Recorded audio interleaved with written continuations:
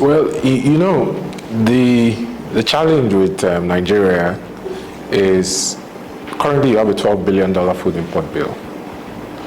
Nigeria has a $48 billion total import bill, about 20.8 trillion naira. About 6% of that is imports from the US, mostly cars. Then about 12.1% of that is imports from China. So you have a situation where Nigeria takes out raw materials and then buy it back for 4 or 5 times the cost, right? For example, the ratio of import to export between Nigeria and China, Nigeria exports $2.54 billion worth of goods to China. Nigeria brings back about $12.4 billion worth of imports from China. So you take cassava, for example, out of Nigeria to China, dried cassava flakes, because you can't export wet cassava.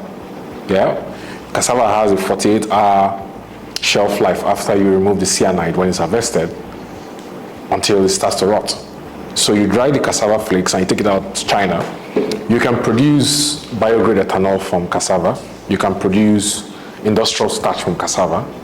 Yeah, you can produce high-quality cassava flour from cassava, which in debates, the Senate currently has a bill before it that is asking for, Senator Gaya is sponsoring that bill, I think, Senator Gaya from Kano State, that is asking for cassava flour, HQCF, to be made as a mandatory input in the formula composition for flour in Nigeria. So you have a situation where you take out raw materials, you process it, then you bring it back to Nigeria for 4 or 5 times the cost. This is the problem. This happens to millet, this happens to sorghum, this happens to sesame seeds, this happens to shea butter. Nigeria has a huge output of shea butter. In fact, Nigeria has the highest output of cassava in the world. 20% of all the cassava in the world comes from Nigeria. The question is, why are we not getting the value from cassava? And I'll give you an example. Yeah. The total addressable market for industrial starch in Nigeria, which is used for everything from confectionery to beverage to pharmaceuticals, is about 600 million US dollars. The 5 companies that process cassava into industrial starch, they only address 10% of the local market. 90% is imported from other parts of the world. So the question is, why is the government not working with companies to set up more factories that can process cassava into industrial starch to serve the markets in Nigeria? This is the question.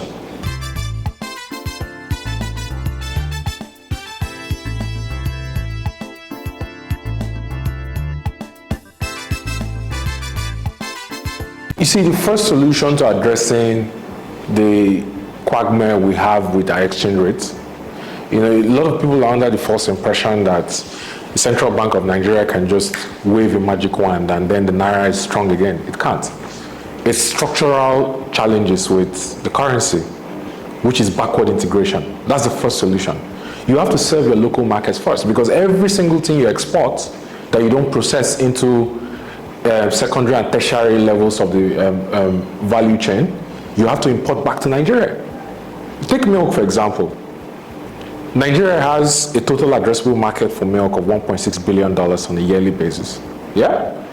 Nigeria currently is only able to meet up with 13% of that demand, which means 87% is imported from Europe. Yeah? The about, say, $7 to $8 billion that the Netherlands gets exporting milk every year, some part of it comes from Nigeria. Yeah? So the question is, if you export milk out of Nigeria, fresh dairy milk out of Nigeria, yeah, through cold storage, you have to bring it back as waste skim powdered milk or chilled yogurt. You have to bring it back. Or condensed and evaporated milk, you have to bring it back. There was a time when WAMCO was importing milk into Nigeria. They say one is foreign and one is Nigerian. I mean, this is the country we're in. There was a time in Nigeria where we were importing all kinds of canned stuff. So there is no value in exporting raw materials if you're going to bring back the finished products from those raw materials at 4 or 5 times the cost. That's why you have a current account deficit. Yeah, the current account deficit between Nigeria and China is $10.4 billion. Because we export 2.5 and we bring back 10.7 or $10.8 billion worth of goods.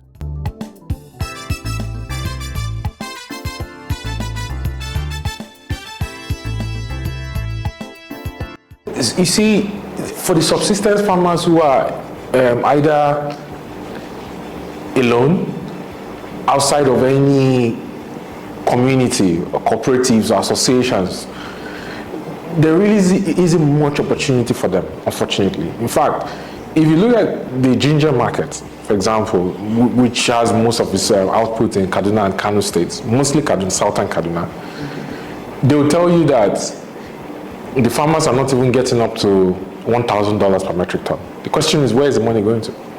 Middlemen. Yeah? So you have a situation where middlemen buy from the farmers at peanuts, export it, make even more money than the farmers are making. Yeah? And that's it.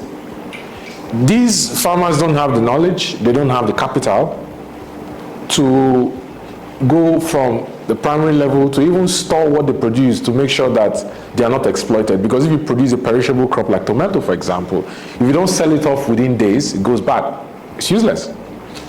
If you have cold storage facilities that can store most of those perishable crops that are produced, it's easy for them to negotiate a higher bargain with the off-takers. But the off-takers take advantage of them, especially the middlemen, because they don't have cold storage facilities and they don't have the wherewithal to be able to do it.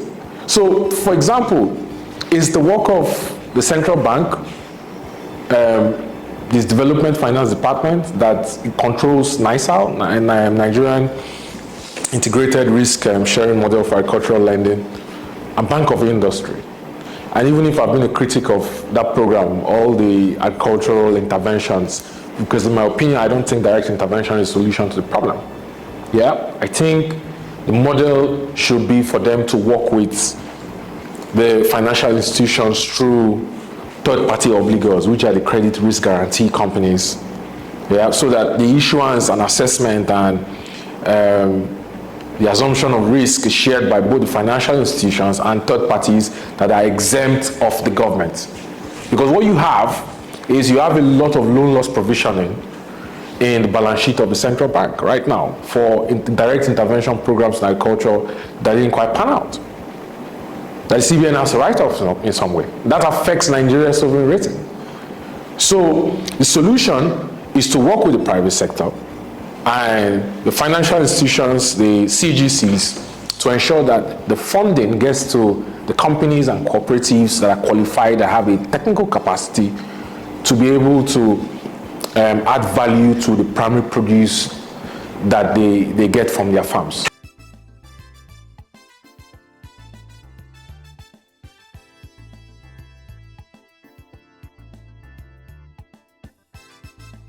Well, I don't know if it is that they don't understand the value chain. I don't know if that's the question, or the question is they understand the value chain and they don't see the need to put focus attention there, because the reality of the situation is that, like I said, Nigeria does about 523,000 metric tons, controls 14% of global supply. Last year, it imported about $64 million worth of ginger oil, and it exported $12 million worth of raw ginger. Now look at the ratio between $12 million export and $64 million worth of ginger oil. This is not even taking into question ginger powder. This is ginger oil, mostly used for perfumes, for confectionery, and for beverages, yeah, as flavoring agents, yeah. For you to process ginger into ginger oil, first it needs to be dried. Yeah, you can't process fresh ginger into ginger oil. This requires industrial machines.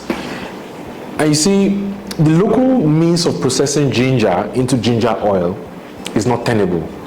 And the reason it's not tenable is because for the demand for ginger oil at industrial scale, the use of ginger oil for industrial manufacturing and production processes, there are certain levels of quality specifications that you have to go through based on, because the ISO, International Standards Organization, they have global certifications and standards for nearly everything that is manufactured and produced. Yeah, there are quality specs. There are certain level of quality specifications that can only be achieved if the ginger, the dried ginger, is processed through industrial equipment. The average person in Kaduna, in southern Kaduna, using a traditional method of processing ginger into ginger oil can never meet those specifications, which is the reason why when they go to the market with their traditionally processed ginger oil, the companies don't want to buy it. So this is the work of the government, Bank of Industry, NISAL, to go in, yeah, and see the companies and cooperatives they can work with, provide them with single-digit loans, with 2 to 3 year moratoriums, yeah, and support them to produce. This is backward integration.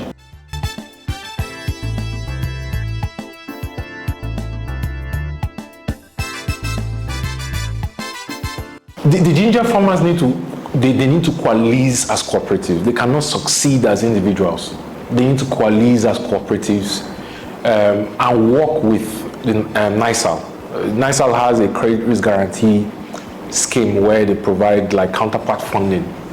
Yeah, they need to work with the Bank of Industry, and in some cases they need technical partners. In cases where they don't have the technical wherewithal or ability to be able to go through this secondary or tertiary level of the value chain, they need to work with technical partners to see how they can set up like steam distillation plants that can process fresh ginger, first convert it into dried ginger and then into ginger oil and ginger powder, which are some of the derivatives of ginger as a commodity.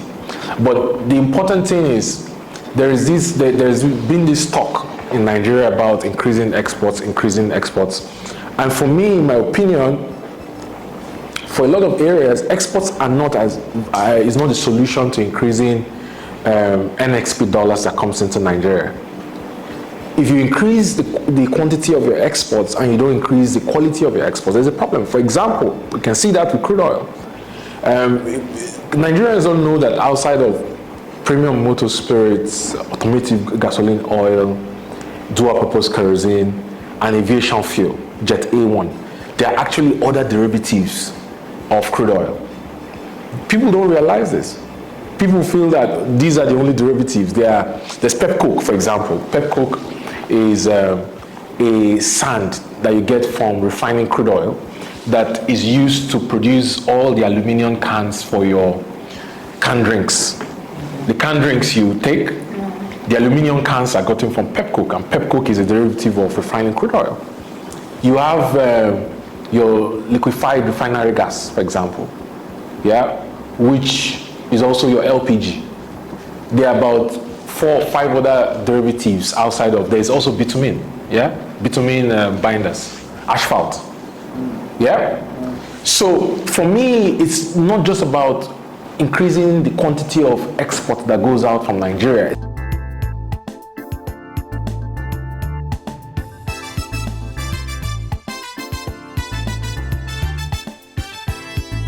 The problem with is basically that, number one, the farmers are not getting the value because they have middlemen who take it from them. Number two, the problem is that we don't understand how to process ginger as a fresh commodity, a raw commodity, into different derivatives that are internationally certified. Like I spoke about how people who process ginger traditionally into ginger oil and powder usually don't get it scaled through the European Union quality control standards and the US FDA or CDC, because they don't understand that there are international standards for nearly all manufactured commodities. And unless that raw commodity goes through an industrial equipment, it can never meet up with those standards. That's the reason why most times it's turned down. So if you process ginger into ginger oil in Abuja, for example, or in Kano, for example, traditionally, it's most likely not going to scale the Nigerian Agricultural Quarantine Service, all the tests that you need for it to go into the ships and go out of Nigeria. It's not going to scale. Why? They'll turn it down because it doesn't meet international standards. And like I said, the reason why it doesn't meet is because it's not processed with an industrial equipment.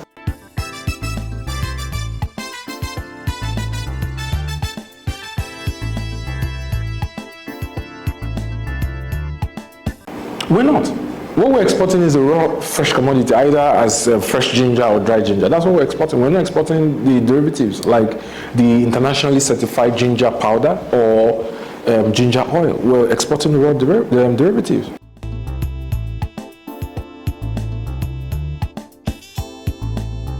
Our company basically is building a manufacturing business to process corn and soybean into poultry feeds. We've been working since 2020. It's a very long, tedious process. And in the second quarter of 2023, our first production line will begin.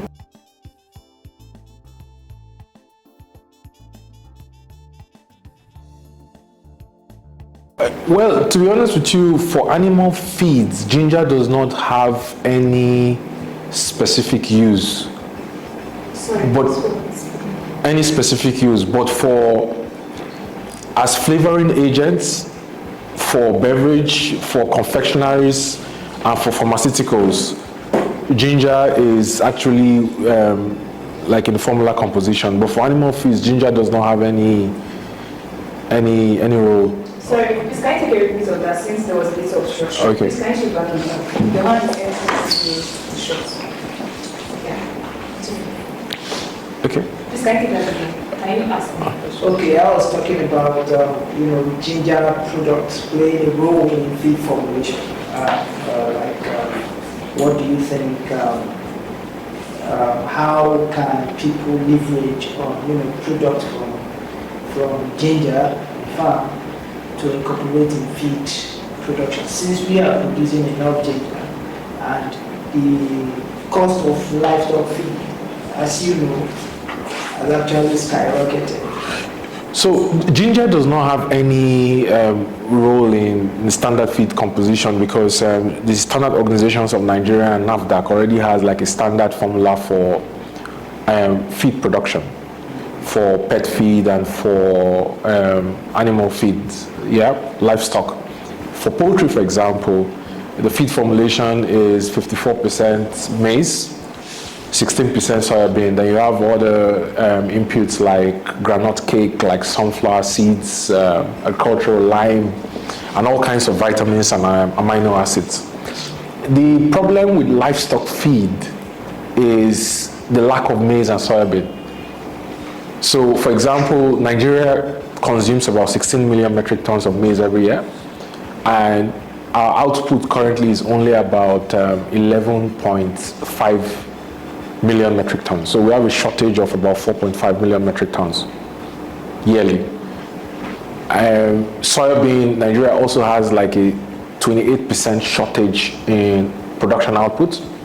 Maize, the reason for maize is because even before the whole Russia and Ukraine situation started, the president banned importation of maize and restricted to only 5 companies, gave them import waivers. The exchange rate also made it really, really not economic, it made it impossible for companies in terms of unit economics to be able to import maize even if they had import waivers. The insecurity in the north forced a lot of people out of farms, so that cut down the production of maize. And then now with the whole Russia-Ukraine situation, the lack of access to potash, which is a major component for processing NPK fertilizers, has skyrocketed the cost of a bag of fertilizer from like 12,000-13,000 last year to like 26,000-28,000 today. So these are the reasons why you see a shortage of output for maize and soybean, which are the 2 primary inputs for processing of poultry feeds, and that's the reason why the price of a bag of feed for poultry has skyrocketed. It's gone from like 2,800 to about 7,500 naira today.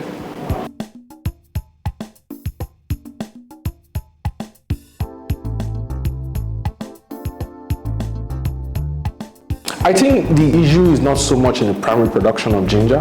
I think we're covered in that area. The issue is in the secondary layer of the value chain.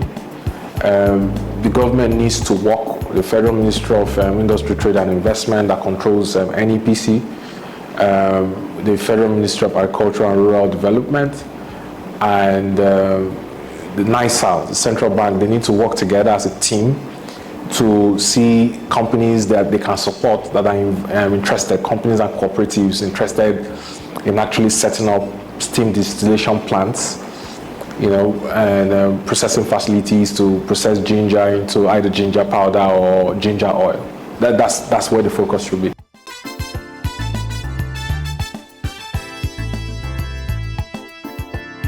I think the Anchor Brewers program has not been successful because of the fact that the CBN has a lot of loan loss provisioning from defaults to the loans.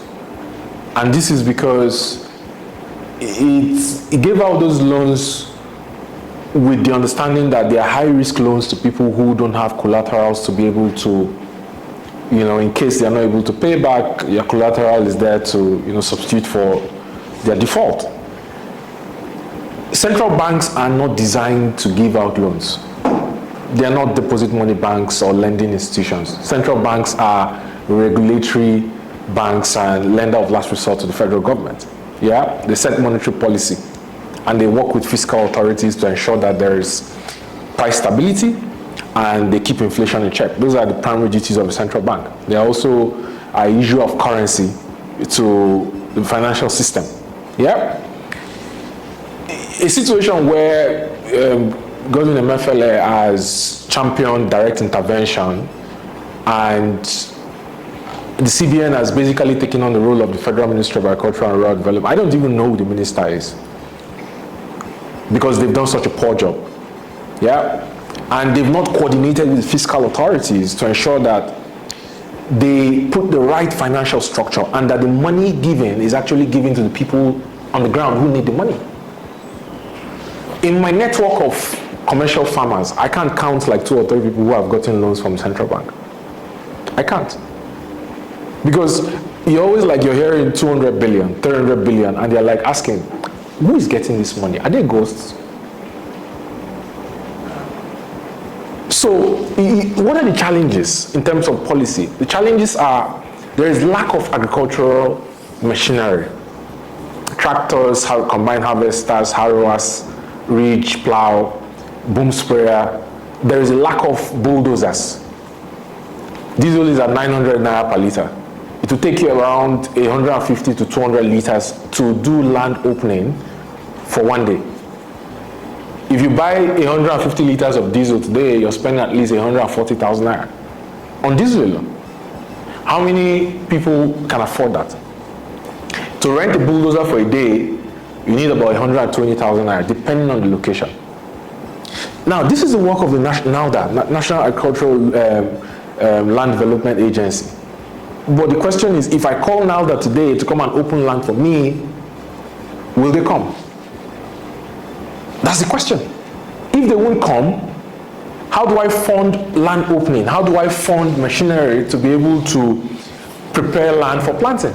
Because that's the first step.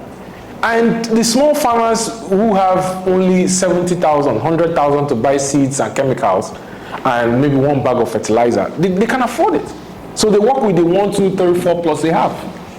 This is the reason why the production output on maize and soybean is so low.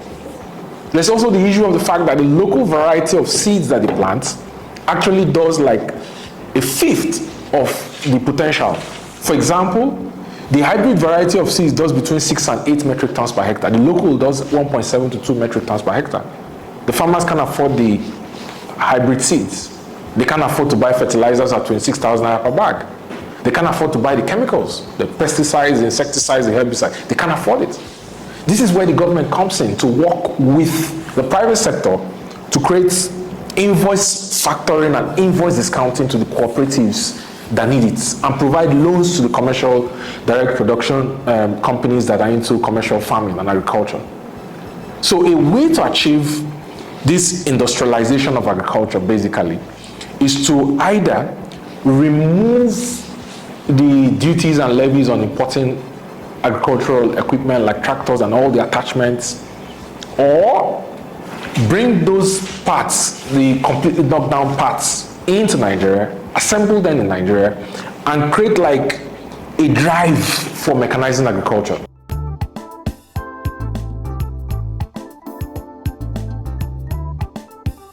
I got it from research. If you check with the NEPC, you should be able to get $12 million.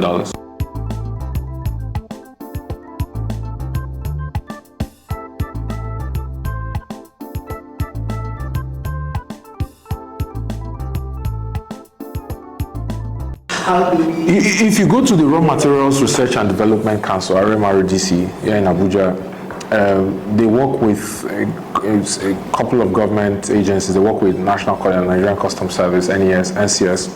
You should be able to get figures. If you write to them, they will produce data for you on most of all these commodities. You have custom data. Customs basically, there's a trade portal, and customs basically is the best way to get data on import and export data, because all the manifests are there. Whatever is going out, they have it in record. Whatever is coming in, they have it in record. So it's the best place for you to get any data you're looking for. And MBS syncs data from this pool also to be able to do their calculations on different areas.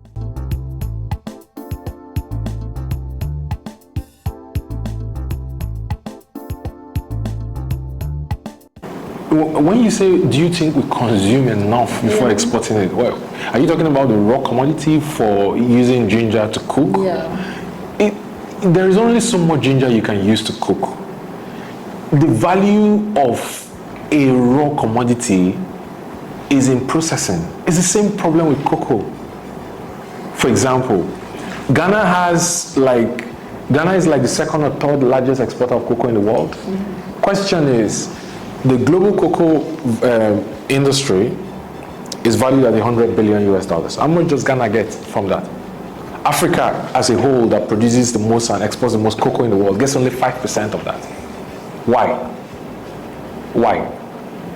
What are you going to use cocoa bean to do? Cocoa powder, the locally processed cocoa powder. Yeah? What are you going to use it to do? How much can you consume?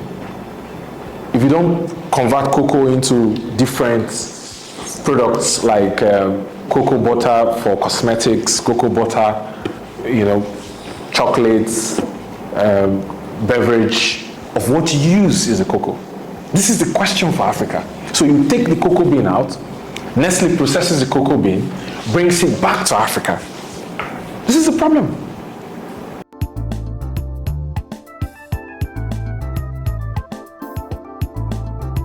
My parting word is that there is a crisis, and the National Association of Master Bakers and Caterers have gone on strike today.